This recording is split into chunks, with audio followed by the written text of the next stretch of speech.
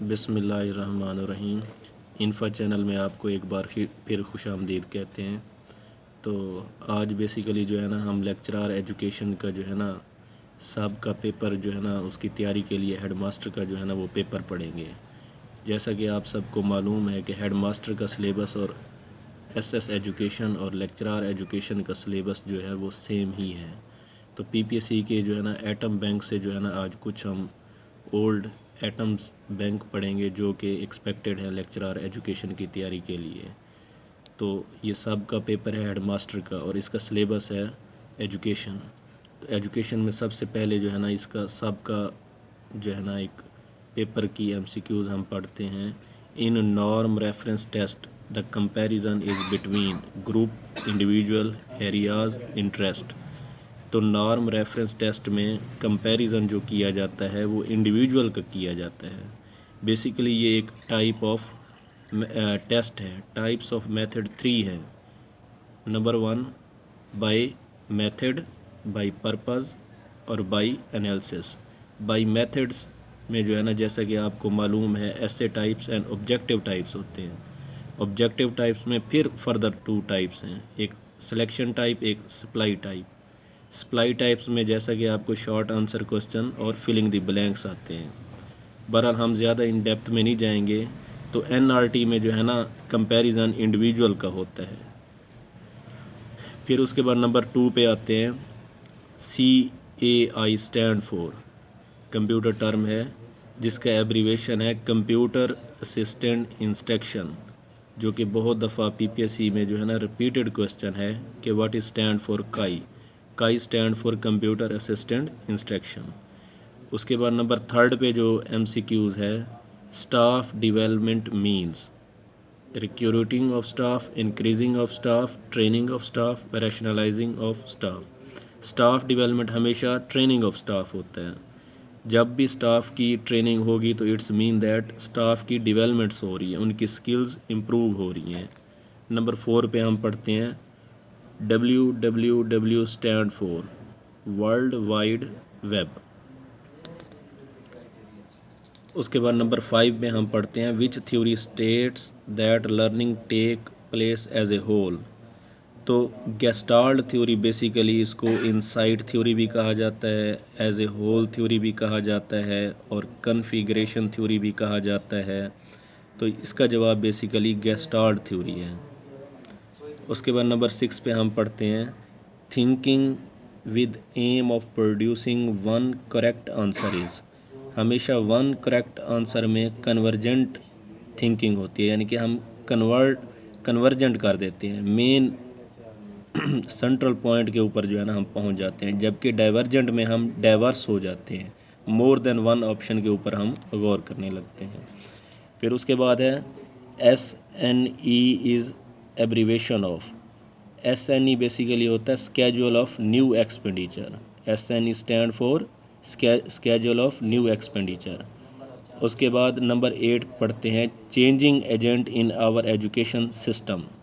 जो changing agent होता है वो बेसिकली क्या होता है, टीचर, पेरेंट्स, हेडमास्टर या रिसर्चर।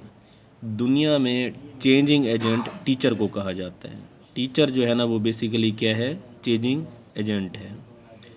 उसके बाद नंबर 9 पे है dialectic method was developed by. Dialectic method को क्वेश्चन आंसर मेथड भी कहते हैं। डायलैक्टिक मेथड बेसिकली सोक्राट ने जो है ना वो दिया था।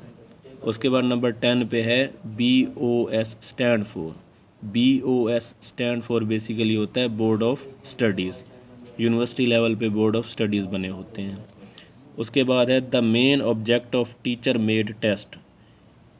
तो ये स्टेम थोड़ी सी गलत है। The main object of teacher made test is predicting the future success. Aptitude test होता है। इवेल्युएटिंग द अकेमुलेशमेंट होती है at the end evaluation. Diagnostic evaluation में होती है। तो ये बेसिकली इसका आंसर मोटिवेटिंग द स्टूडेंट है।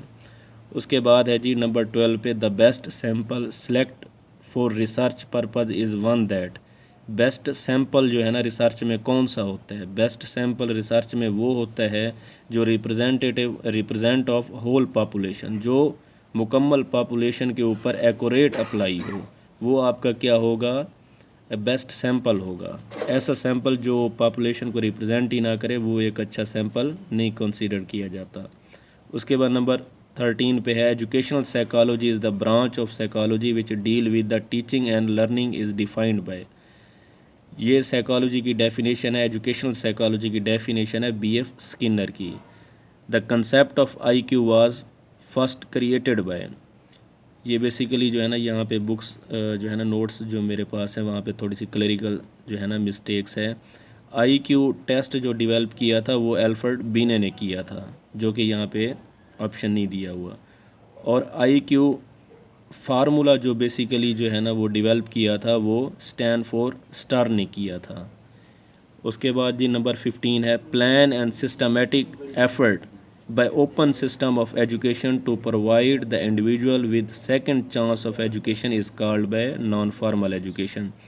जी नॉन फॉर्मल एजुकेशन को फ्लेक्सिबल एजुकेशन भी कहा जाता है, second life chance of education भी कहा जाता है, कोरिस्पोंडेंस एजुकेशन भी कहा जाता है, ओपन एजुकेशन भी कहा जाता है, और भी इसके different second life chance of education भी कहते हैं। जैसे इलामा इकबाल ओपन की एजुकेशन है वो नॉन फॉर्मल एजुकेशन। इसी तरह से लिटरेसी के स्कूल हैं, बेक्स के स्कूल हैं, NCHD के स्कूल हैं, वो बेसिकली नॉन फार्मल जो है ना एजुकेशन प्रोवाइड करते हैं। बाकी जो स्कूल एजुकेशन डिपार्टमेंट है प्रॉपर सिस्टमेटिक रिजिड रूल्स वाले हैं वो फार्मल एजुकेशन होती है। उसके बाद है जी a study in depth is carried out. Depth study जो होती है वो बेसिकली केस स्टडी में होती है। केस स्टडी एक इंडिविजुअल पर्सन की जो है ना इन डेप्थ स्टडी की जाती है। उसके बाद है effect of teaching methodology on student learning is an example of which kind of research. जी टीचिंग मेथडोलॉजी का इफेक्ट देखना है हमने स्टूडेंट्स लर्निंग में, तो बेसिकली ये एक्सपेरिमेंटल मेथड होती है जिसमें इंडिपेंडेंट वेरिएबल का डिपेंडेंट वेरिएबल के ऊपर इफेक्ट देखा जाता है। टीचिंग मेथडोलॉजी क्या है, इंडिपेंडेंट वेरिएबल है, और स्टूडेंट लर्निंग क्या है, डिपेंडेंट वेरिएबल है। तो ये बेसिकली एक्सपेरिमेंटल मेथड है। Sample size for experimental research should be at least. तो एक्सपेरिमेंटल रिसर्च में मिनिमम जो होता है सैम्पल साइज़ वो 20 का होता है, लेकिन यहाँ पे जो है ना प्रिंटिंग मिस्टेक है जिसकी वजह से 20 का ऑप्शन नहीं है। आप इसको 30 को करेक्ट करके 20 कर सकते हैं। Through the pilot study we mainly ensure. Pilot study में बेसिकली फेस वैलिडिटी मैयर की जाती है। पैलेट स्टडी छोटे लेवल के ऊपर जो है ना रिसर्च स्टार्ट करने से पहले हम छोटे लेवल पे जो रिसर्च करते हैं मिनिमाइज माइक्रो लेवल पे उसको पैलेट स्टडी करते हैं, और पैलेट स्टडी में हम फेस वैलिडिटी को मैयर करते हैं। उसके बाद है जी programme learning is an example of self study, group study, cooperative study, simulative study. Programme learning basically जो होती है वो सिमुलेटिव स्टडी होती है। उसके बाद है national education policy 1979 put emphasises on. 1979 में फर्स्ट टाइम स्पेशल एजुकेशन का जो है ना कंसेप्ट दिया गया था, और 1979 में बेसिकली जो पॉलिसी है इसमें इस्लामियात और पाकिस्तान स्टडीज़ को बेसिकली कंपलसरी जो है ना करार दिया गया था, और स्पेशल एजुकेशन का फर्स्ट टाइम जो है ना इसके इनिशिएटिव लिए गए थे। उसके बाद है the education commission of 1959 was established during the government of. जी 1959 में बेसिकली किसकी हुकूमत थी, सदर अयूब ख़ान की गवर्नमेंट थी। 1958 में जो है ना अयूब ख़ान आए थे। और उसके बाद 23 पे है मोर गैसिंग इज़ पॉसिबल थ्रू, कि गैसिंग किस में सबसे ज़्यादा होती है। तो याद रखें कंप्लीशन आइटम में गैसिंग बिल्कुल नहीं होती, और ट्रू फॉल्स में गैसिंग सबसे ज़्यादा होती है। 50-50 ट्रू अपना जो है ना गैसिंग होती है। MCQs में 25% होती है। तो क्योंकि उसमें ट्रू फॉल्स में ऑप्शन बहुत कम होते हैं इसलिए जो है ना उसकी गैसिंग 50 बनती है, यानी कि या A हो सकता है या B हो सकता है। जबकि MCQs में 4 ऑप्शन होते हैं, उसको डिवाइडेड बाय 100 को डिवाइडेड बाय 25 फार्मूला है पूरा, तो वो अगर करें तो उसका MCQs का जो निकलता है वो गैसिंग वो निकलता है 25%। 24 पढ़ते हैं जी। The total sum of educational experience provided by the school to its student to bring desired change in their knowledge, attitude and skill is called. Basically ये करिकुलम की डेफिनेशन है। चलें जी 25 हम पढ़ते हैं। Which type of classroom is characterized by a free for all. Activity based जो classroom होता है वो फ्री फॉर ऑल होता है, तो इसका आंसर है एक्टिविटी बेस्ड। तो आज के लिए हमारा प्रोग्राम इतना ही काफ़ी है। तो जब तक लेक्चरार का पेपर नहीं होता हम इंशाल्लाह डेली इस वक्त जो है ना 25 MCQs जो है ना वो पढ़ाया करेंगे। तो नेक्स्ट वीडियो के लिए आप ज़रूर जो है ना फीडबैक दीजिएगा। तब तक के लिए अल्लाह हाफ़िज़। अल्लाह हम सब का हामी व नासिर हो।